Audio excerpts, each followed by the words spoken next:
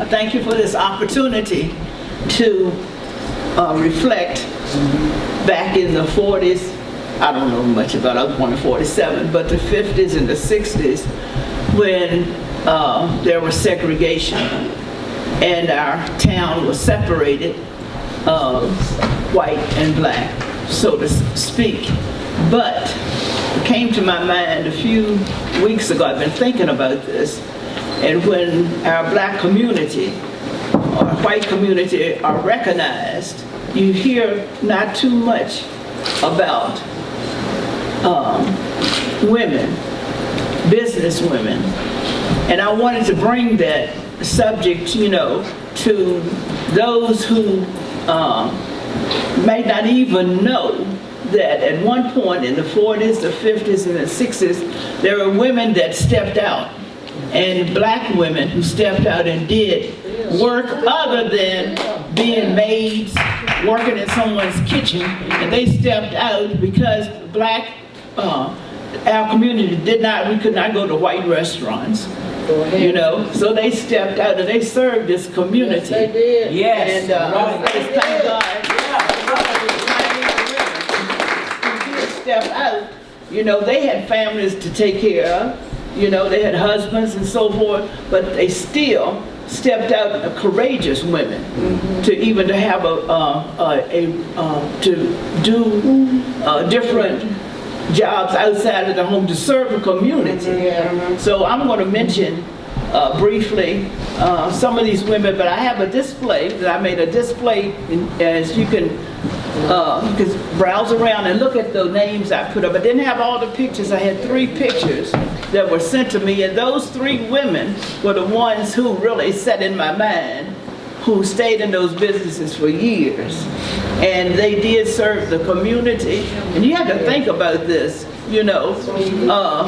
You have to think about that, how they did this on their own, really. And Miss Emma and her great-grand nephew, Reggie White, we know Reggie Nash, and he gave me a lot of information and said she started her business, she borrowed $100 to start her business. And she served the whole community, and we just thank God because nobody mentions anything about them. It's always the preachers, the politicians, the educators. But these people right here actually served. Yes, they did. They did. They served. And outside of those 3, there are others that had convenience stores. There were hairdressers.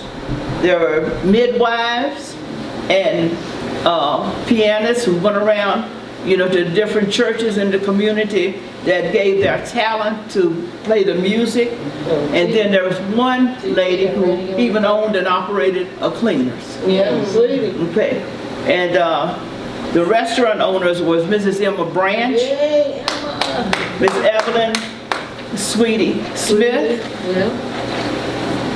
Miss Pauline White, my mother, Mabel Davis, briefly. She ran the White's Grill, the same one that Miss Pauline White. But when she left, my mom took over, briefly. And the convenience stores were a lady and Mrs. Worth. I don't remember that. And that was on Verge Street, Mrs. Smith, who lived in Lowmore, but she moved to Clifton and she opened that store. Mrs. Leela Peters, that's Geraldine knows her. Yeah, she knows her. And that store was located on Verge Street in the alley, wasn't it, Geraldine? Beside the Holiness Church? Yeah, and Joe, her son, ran it too, didn't it? Was it Joe? Was he there? John, yeah. No, Kenny had the one down behind the house, but it was John. Yeah, John Peters. And then the hairdressers were Miss Helena Diggs, Hilda Calendar Fountain, Mrs. Julia Crawford, Madeline Calendar. And Madeline still is living. She's 95 years old and she's in Roanoke. Wow. Yeah. She's the only one of these people that are still living. Mrs. Delora Nelson. The midwives were Mrs. Nanny Archie, Miss Fanny Mansfield. The pianists were Mrs. Esther Mansfield, Miss Viola Wallace. Yes. and the cleaners were owned and operated. She took over from Arthur's Cleaners, and it's still called Arthur's Cleaners. And that was Audrey Houston Walker. Yeah. Amen. Yeah. We just thank God for those women. And right now, we look around, we don't see blacks with the business. Yeah. But it's my understanding that one of the Barber boys are going to open up a business at the lower end of Main Street. And we need to teach our children businesses, you know, because it's important that we are recognized for not just one or two things, but for everything. To teach our kids to be self-supported, you know. So I want to keep you long, but I just wanted to share that because it's so important to me that we in this little town, we need to move forward. We do. We do. We need to move forward. Amen. Thank you. Amen. Thank you.